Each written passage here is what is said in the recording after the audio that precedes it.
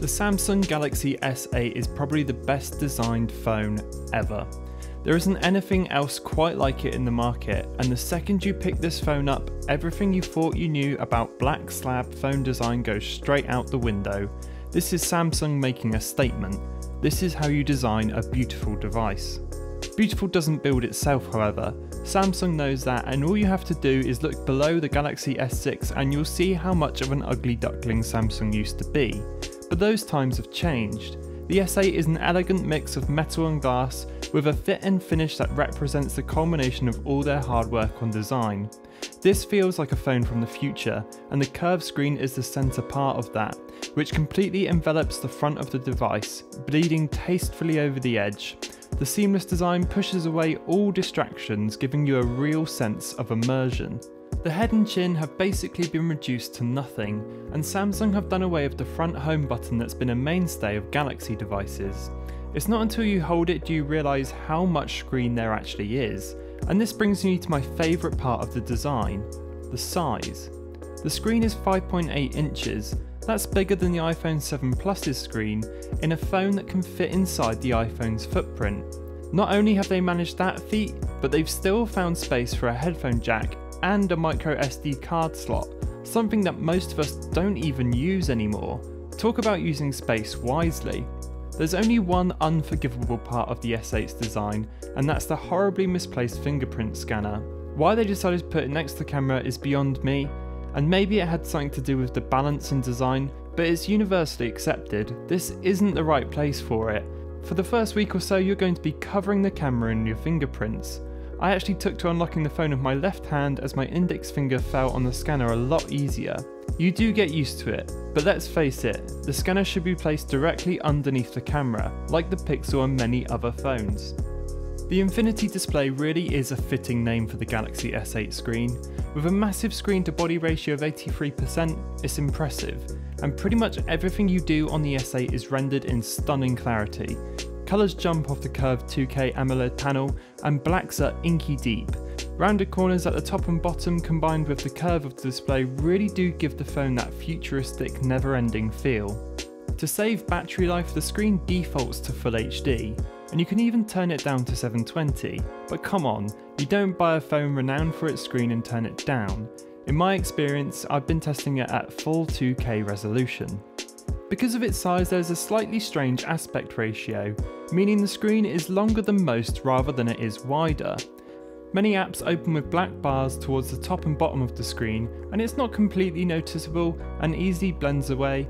However, the apps that do use it feel ultimately huge and useful. There's nothing better than scrolling through an array of photos on the big screen. Samsung have also made sure the screen is top class in all areas, so HDR is here and ready to go. Although Samsung doesn't really telegraph it anymore, the S8 is still running TouchWiz, which has been duly updated for the S8. I mentioned in my S7 Edge review that TouchWiz is the best it's ever been, and that still holds true here. There's some great features built in. I'm a big fan of the ring of light that surrounds the screen when you get a notification, which is coupled with this cute animation at the top of the screen when something new rolls in. The Edge panel also makes a return and it feels more useful this time. I like being able to swipe over from the edge to take a screenshot or to make a quick GIF of something. For all its good points though, I've actually switched over to using Nova Launcher on the S8, and the main reason for that is speed. Despite the S8 having a meaty 4GB of RAM with the latest Exynos processor or the Snapdragon 835 if you're across the pond, the S8 doesn't feel fast, especially if you're coming from the razor-quick iPhone 7 Plus or the Google Pixel. It's still possible to see stutter and lag from the device here and there, but I still think that's down to software rather than raw processing power. So for me, I'm still using Nova Launcher so I can tweak the animation times, and not to mention those ugly stock icons. Samsung did shout about Bixby though, which is their new personal assistant, but let me tell you, boy is it half-baked. What's strange about it is that Samsung believes so much in Bixby, they've dedicated a whole button to it on the S8. That's a huge commitment to a product that's coming out the gates half finished. To put it into perspective, Bixby is like the Google Assistant, but only much worse. For starters, it doesn't accept voice commands as of yet, which is a huge part of being a virtual assistant, but it also takes place of Google Now on the left side of the screen. Sure, it has some neat tricks. You can enable Bixby in the camera so it can scan what's in front of you if you want to go shopping for it, a similar feature to Google Goggles used to employ a few years ago, but it's hardly a standout feature. Samsung have said the idea behind Bixby is anything you can do with your hands on the phone you'll be able to do with your voice. At least one day anyway. For now though, I think it's a shame that Samsung released it in the state it's in, let alone giving it its own button. Luckily, it's out the way enough to forget about, which is exactly what I have done. You'll be pleased with the S8's camera. It's capable of taking some truly excellent photos in all lighting conditions and is fast and responsive to use. It's not vastly different from the camera on the S7 Edge, with a megapixel count of 12 and a nice low aperture of 1.7, but it's not strictly a bad thing. The S7 Edge had one of the best cameras last year and it still holds up well today.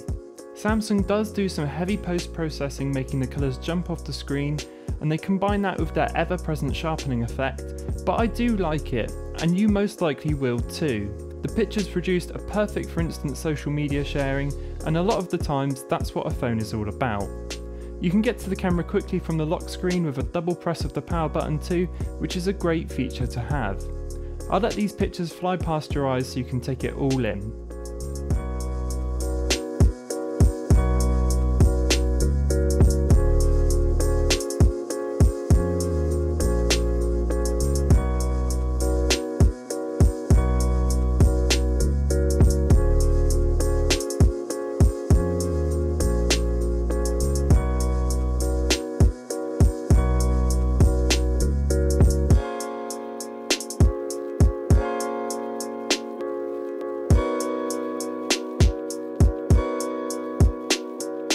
For all you selfie lovers out there, the front-facing camera on the S8 has received a much bigger upgrade. The megapixel count has been bumped up to 8 and it now features autofocus, so it will track your face wherever you are in the frame. There's also some fun Snapchat-like filters built in too.